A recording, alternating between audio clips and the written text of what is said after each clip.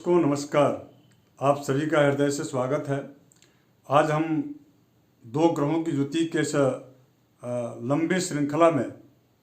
आज हम पहुँचे हैं। सूर्य के साथ यदि राहु की युति हो तो आपके जीवन पर इसका क्या प्रभाव पड़ेगा। हमने कल के कार्यक्रम में सूर्य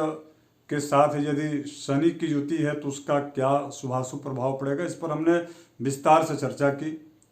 आज हम आपको बताने वाले हैं कि सूर्य का नैसर्गिक जो शत्रु है राहु, अगर यदि सूर्य के साथ राहु यदि युति बना करके आपकी जन्म कुंडली में बैठे हैं तो आपके जीवन पर इसका क्या प्रभाव पड़ेगा। दर्शकों, सबसे प्रथम बात तो यह है कि सूर्य और राहु, सूर्य तेजस्विता का प्रतीक ग्रह है, प्रकाश का पुंज ग्रह है और दूसरों को प्रकाशित करने वाला ग्रह है। सूर्य ईमानदारी से कार्य करके और अपने आप की समृद्धि को समृद्धवान करने का पौरुष रखने वाला और सदैव इस प्रकार का कार्य करने वाला ग्रह है। सूर्य सदैव मार्गी चलते हैं, अर्थात सीधी चाल चलते हैं, किंतु राहु सदैव वक्री उनकी चाल होती है। सूर्य के जैसा ईमानदारी राहु में नहीं देखी जाती, बल्कि राहु ठीक उसके विपरीत धोखे से, छल से समृद्धि और सुख की प्राप्ति तो राहु भी चाहते हैं। यहाँ पर सूर्य और राहु में समानता देखी गई, किंतु ईमानदारी से सूर्य जो है धन की और आय में वृद्धि करते हैं, धन की प्राप्ति करना चाहते हैं, लेकिन जो राहु हैं वह धोखे से, छल से। लेकिन दोनों ग्रह समृद्धवान तो हैं। राजनीतिक सोच और राजनीतिक विचारधारा सूर्य में भी है, राहु में भी है। सूर्य जो है वह सैद्धांतिक राजनीतिक क्षेत्र में प्रकाशमान सूर्य के भांति वह व्यक्ति निरंतर राजनीति में आगे बढ़ता है, किंतु केतु जो है वह दूसरों की बुराई करके, छल करके, कपट के माध्यम से, वो भी शिखरस्थ जो है राजनीतिक क्षेत्र में प्रवेश करते हुए वो व्यक्ति राजनीति के शिखर तक पहुंचता है। अब आपको बहुत सारी बातें समझ में आ गई होंगी कि राहु और सूर्य में अंतर क्या है। राहु ग्रहों के राजा है और यह देदीप्यमान प्रकाश है, तो सूर्य जो राहु जो है वह अंधकार है, अंधकार प्रिय है, रात्रि में बलि राहु होते हैं और सूर्य जो है दिन में बलि होते हैं। तो सूर्य का देदीप्यमान प्रकाश पुंज वाला जो प्रकाशित जो करने वाला जो ग्रह जो सूर्य है, जो राजा, धर्म, पिता, आत्मबल देने वाला जो ग्रह सूर्य है, उनके साथ यदि राहु की युति हो जाए तो निश्चित रूप से यहाँ पर एक दोष बनता है, दुर्योग बनता है। उस दुर्योग का नाम होता है ग्रहण दोष। प्राय आपने सुना होगा कि सूर्य ग्रहण लगा है तो चंद्र ग्रहण लगा है, तो ग्रहण का मतलब क्या? यह एक खगोलीय और खगोलीय जो है घटना तो है ही है, किंतु इसके साथ साथ में जब आप काल पुरुष की कुंडली में जब आप देखेंगे तो सूर्य जहाँ पर अपने पौरुष और अपने बल और अपने सिद्धांतों के आधार पर हर लड़ाई जीतना चाहता है, वहीं पर कपट और छल से हर लड़ाई को जीतने के लिए आतुर राहु उस व्यक्ति को कपटी बना देता है। उस व्यक्ति को जो है शार्ट जो है टाइम, यानी कि कम मेहनत करके वह अधिक लाभ की उम्मीद रखता है। हाँ, अब इन दोनों ग्रहों की विपरीत स्थिति और दोनों ग्रह यदि आपकी कुंडली में एक साथ बैठे हैं तो पहला मैं आपको लक्षण बता दूं कि ऐसे जो भी लोग हैं जिनकी कुंडली में राहु सूर्य एक साथ हैं, इसका मतलब कि वह व्यक्ति निश्चित रूप से वह अहंकारी होता है। उसके जन्म के जो है में अधिक समय लगता है, जन्म का जो टाइम होता है लगभग 9 माह के आसपास, तो उसमें अधिक जो है समय के बाद उसका जन्म होता है। जन्म के पश्चात ही यदि सूर्य और राहु दोनों यदि युति आपकी कुंडली में या किसी भी व्यक्ति की कुंडली में बैठे हैं, इसका मतलब यह है कि वह व्यक्ति जो है निश्चित रूप से एक सामान्य परिवार में जन्म लेने के बाद भी वह देदीप्यमान और बड़ा प्रकाशित ग्रह होता है, किंतु वह उस ग्रह उस सूर्य और राहु की युति के कारण उसके पिता के विकास में बाधा उत्पन्न होती है, या उसके पिता का जो विकासात्मक जो उन्नति के शिखर पर जो पिता होते हैं उनका धीरे धीरे जो है क्षरण अर्थात जो है डिमोशन की ओर बढ़ते जाते हैं। प्रायः ऐसा लक्षण देखा गया है। लेकिन मैं एक बात और इसमें कह सकता हूं कि पिता और पुत्र दोनों ही परस्पर में एक दूसरे के भाग्य को प्रबल करने में सहयोगी भी साबित होते हैं। अर्थात पिता के नेम फेम यानी कि सूर्य, उनके नेम फेम और उनके प्रभाव का पुत्र को पूरा का पूरा लाभ मिलता है, किंतु पिता सैद्धांतिक रूप से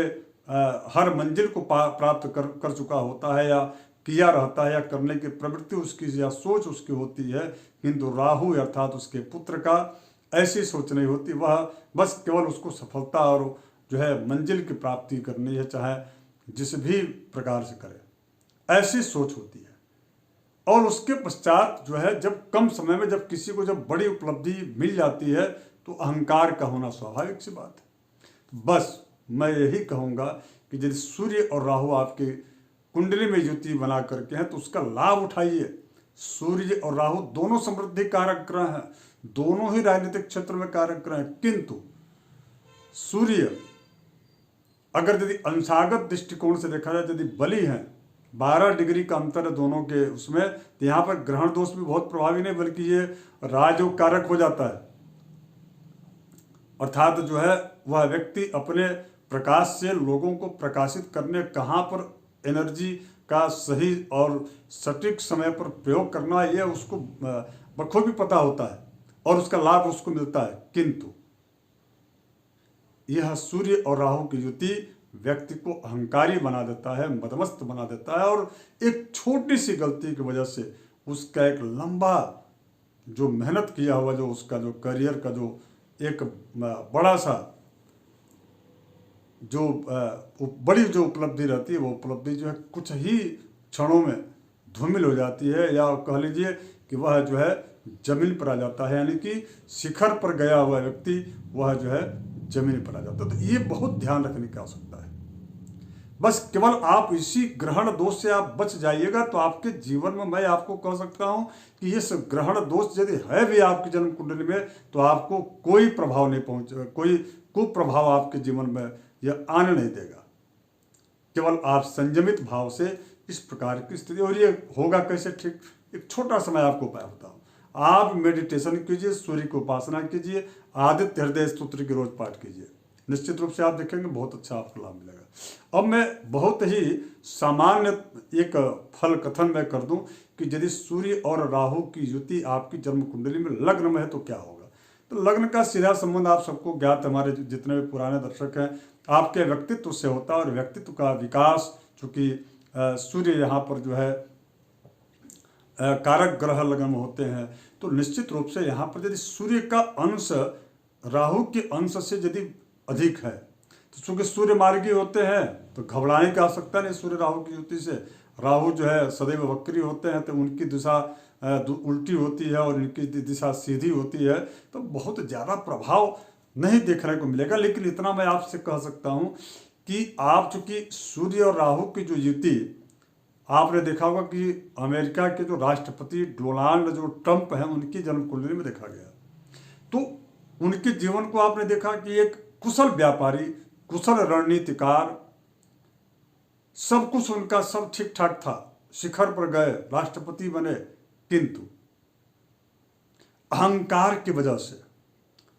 अपने ईगो की वजह से उनको जो है यही राहु और शनि की युति में जब राहु की प्रबलता बढ़ गई, वह व्यक्ति अगर यदि मैं तो सबको ये कहता हूँ जब राहु और सूर्य की युति होती है तो आप बिल्कुल शाकाहार जीवन जीजिए, और आप जो है सनातन जो संस्कृति का जो जीवनचर्या उसको आप स्वीकार कर लीजिए। व्यापार कीजिए, राजनीति कीजिए, सब कुछ कीजिए, उसमें आप फलेंगे फूलेंगे, आगे बढ़ेंगे, कोई आपको रोक नहीं सकता, क्योंकि दोनों ही समृद्धि कारक ग्रह हैं। लेकिन लग्न में अगर यदि या लग्न से लेकर के 12 भाव पर्यंत कहीं पर भी सूर्य राहु की युति है, तो आपको यदि स्वस्थ रहना है, दिनचर्या आप जो है दिन की बलि बनाइए, अर्थात दिन में अत्यधिक काम निपटाइए, दिन में ही आप जो है विशेष रूप से आप सभी कार्यों को संपादन कीजिए। रात्रि मत जागिए ज़्यादा, रात्रि में समय से भोजन जो सायंकाल यानी कि आप यदि कर लेते हैं तो पेट से संबंधित दिक्कत नहीं होगा। विशेष करके जो है सूर्य और राहु की जब युति होती है तो इसी की दिक्कत होती है। तो बहुत सारी चीज़ें हैं जिससे कि आप बच सकते हैं। व्यक्तित्व, चूंकि लग्न व्यक्तित्व का प्रतीक है, दो आपके जन्म कुंडली में राहु में सूर्य की युति यदि लग्न में है तो उस व्यक्ति के व्यक्तित्व में राहु की छाया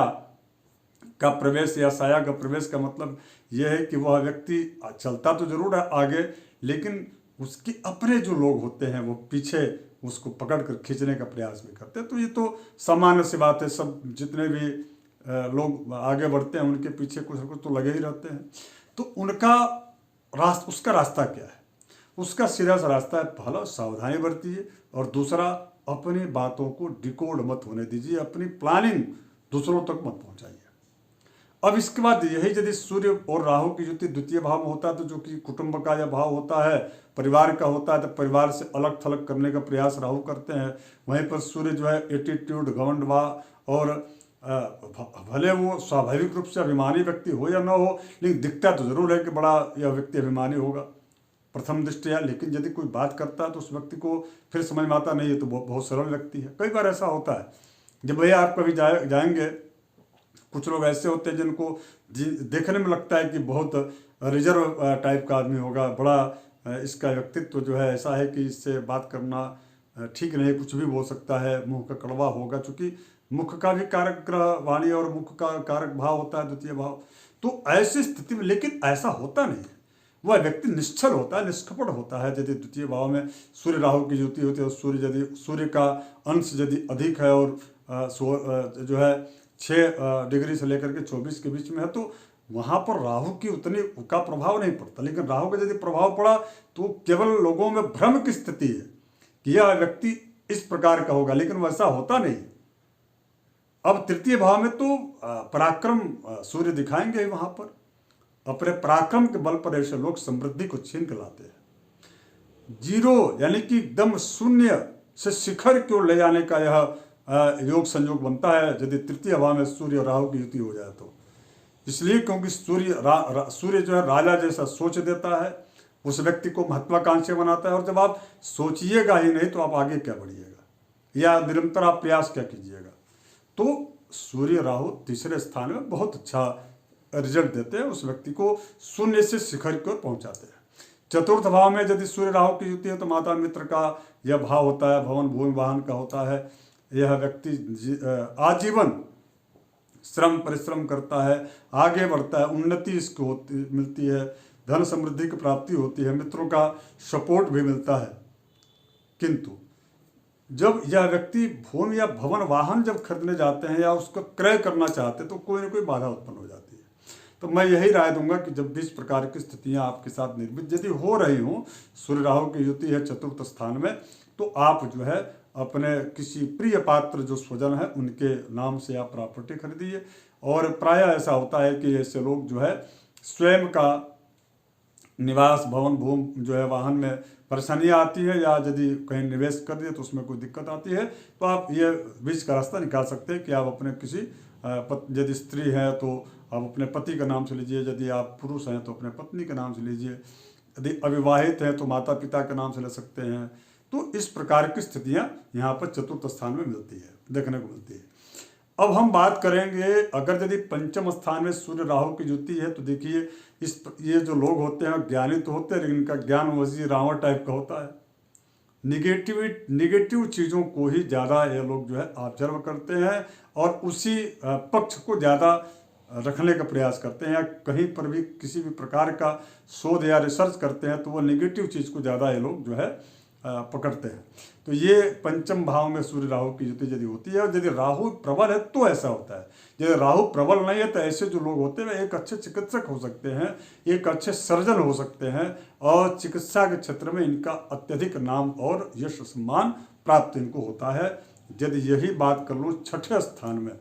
यह राहु कारक ग्रह हो जाते हैं, और सूर्य भी जो है चूंकि राजा हैं तो शत्रु इनके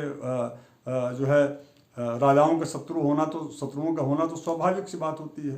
तो यहाँ पर जो है कपट के साथ, छल के साथ, या यूँ कह लीजिए कि जो है ऋण और रोग इन दोनों में जो है कमी देखने को मिलती है। शत्रु जरूर होते हैं, लेकिन यह प्रतिस्पर्धात्मक दृष्टिकोण से या प्रतियोगी परीक्षाओं के दृष्टिकोण से देखा जाए तो यहाँ पर जो है शत्रुओं को भी विजय प्राप्त करने की शक्ति सूर्य और राहु यहाँ पर देते हैं। तो मैं यहाँ पर सूर्य राहु की युति को जो है ठीक मानता हूँ, चूंकि यहाँ राहु कारक होते हैं। बात करूँ यदि सप्तम स्थान में सूर्य राहु हैं तो ये थोड़ा सा ये जगह जो है, यानी कि सप्तम जो भाव होता है वह काल पुरुष की कुंडली में यह सप्तम भाव पति या पत्नी का और व्यापार का होता है, बिजनेस जो पार्टनर है उनके लिए होता है। तो ये इन क्षेत्रों से जुड़ा हुआ जो कार्य है, यदि पार्टनरशिप में आपका व्यापार है तब तो प्रभावित होगा, सावधान होने की आवश्यकता है। न करें तो ज़्यादा बेहतर है आप सेल्फ जो है आप बिजनेस करें, ज़्यादा उत्तम अच्छा रहेगा। और यदि पति पत्नी के संबंधों की बात है तो देखिए परस्पर में कभी भी किसी तीसरे का यदि इन्वॉल्व हो गया या आप कान के कच्चे हैं तो आपके जो है पति पत्नी के संबंधों में टकराव आएगा। तीसरा, प्रेम विवाह या प्रेम कारक जो स्थितियां बनती हैं तो यहाँ पर जो है धोखा ही मिलता है। इसलिए मैं यही कहूँगा कि ऐसे लोगों को जो है एक सामान्य जो परंपरा हमारे समाज की है और यही उत्तम भी है, इस प्रकार के विवाह को ज़्यादा जो है करना चाहिए, क्योंकि आगे चल करके आजीवन इस प्रकार का साथ सामाजिक दृष्टिकोण से या सामाजिक दबाव की वजह से बना रहता है। बात करूँ यदि यही स्थिति अष्टम स्थान बनता है तो यहाँ पर देखिए उदर विकार यानी कि जो पाचन जो तंत्र है उसको यह प्रभावित करते हैं सूर्य राहु, और यहाँ पर उस व्यक्ति को कई प्रकार की गोपनीय जो बीमारियां पकड़ में नहीं आती, इस प्रकार की बीमारियों को भी यहाँ पर देते हैं। लेकिन तीसरा एक पहलू ये भी है, सूर्य राहु यदि अष्टम स्थान में है तो एक अच्छा चीज भी देते हैं कि यदि कोई पैतृक संपत्ति जिसका विवाद चल रहा हो उस विवाद से जो है निजात मिलता है, और जिसको आप सोच रहे होंगे कि उसमें आपको हिस्सा मिलना है तो उसमें भी आपको अचल संपत्ति की प्राप्ति अचानक और आकस्मिक बनती है होती है। अब हम बात करें कि नौम भाव में यहाँ पर यदि होता है तो व्यक्ति राजनीति के उच्च शिखर पर पहुँचता है। पिता और पुत्रों में थोड़े से वैमनस्यता तो रहती है या वैचारिक मतभेद हो सकता है, चूँकि पिता का यह भाव होता है और यहाँ पर जो है सूर्य पिता के कारक ग्रह होते हैं, राहु है, तो निश्चित रूप से वैचारिक जो है भ्रम की वजह से मतभेद बना रहेगा। लेकिन इसके अतिरिक्त धर्म के कार्य से संबंधित, अच्छा यहाँ पर यदि सूर्य राहु है तो जब व्यक्ति धर्म करता है तो प्रयास ये करता है या उसकी कोशिश यही होती है कि हमारा नाम बार बार कहीं पर जो है लिया जाए, यानी कि हम यदि कोई धर्म का कार्य कर रहे हैं तो उसको जो है काफ़ी हमारी सराहना की जाए, समाज में प्रशंसा की जाए, यानी कि यह ऐसे लोग जो है प्रशंसा प्रिय व्यक्ति होते हैं। अब हम बात करें यदि दसम स्थान तो यहाँ राहु भी कारक है और यहाँ पर सूर्य भी जो है दिग्बली है। तो मैं जैसा कि आपसे कहा था चतुर्थ स्थान में यदि है सूर्य राहु की स्थिति तब तो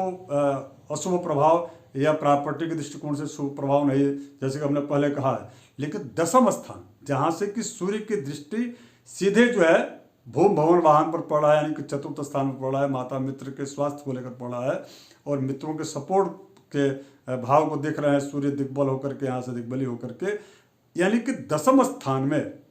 वह व्यक्ति बिल्कुल सामान्य परिवार,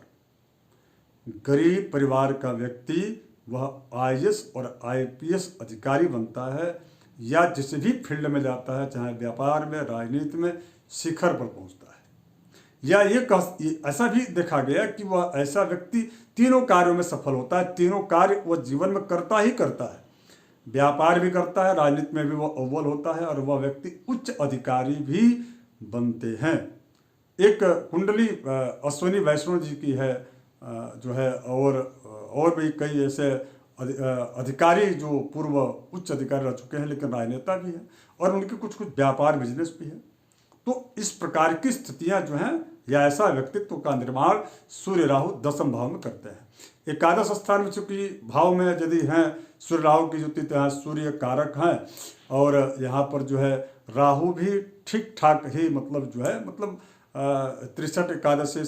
राहु सर्वादृष्ट प्रशांत ऐसा कहा गया है। यानी कि यहाँ राहु भी बहुत ज़्यादा प्रतिकूल प्रभाव तो नहीं देते, लेकिन हाँ अनुकूल प्रभाव भी देते हैं। तो यहाँ पर सूर्य का सपोर्ट करते हैं राहु,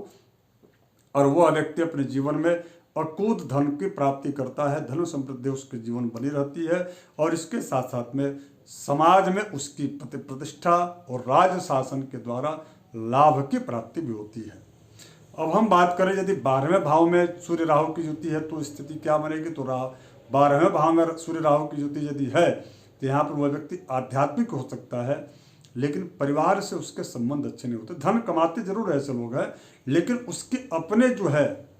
वो उनके साथ नहीं रहते या साथ नहीं देते हैं, जिसकी वजह से मानसिक जो है क्लेश बना रहता है। तो या कुछ इस प्रकार की बात या दुख होती है कि सारा सुख उसके लिए शून्य के जैसा ही प्रतीत होता है। ऐसा 12वें भाव में यदि सूर्य राहु की युति होती है तो देखा जाता है। अब हम आज फिलहाल इतना ही, और पुनः मैं आप सबसे दर्शकों से कह दूं कि आप अगर यदि नए दर्शक हैं तो आप सब्सक्राइब जरूर कर लीजिएगा, पुराने दर्शक हैं तो आप सब्सक्राइब करते, आप लाइक शेयर करके और कमेंट करके और अपनी जो आपके अंदर जिज्ञासा है उसको आप जो है पूछ सकते हैं, कह सकते हैं। चूँकि यह चैनल जो है ज्योतिषीय आम चर्चा के लिए है तो आप बिल्कुल कर सकते हैं। व्यक्तिगत यदि कोई आपको पूछताछ करनी है तो उसके लिए शुल्क कुछ निर्धारित है, उसकी सारी जानकारी जब भी आप अपॉइंटमेंट लेंगे तो व्हाट्सएप के माध्यम से आपको मिल जाएगा।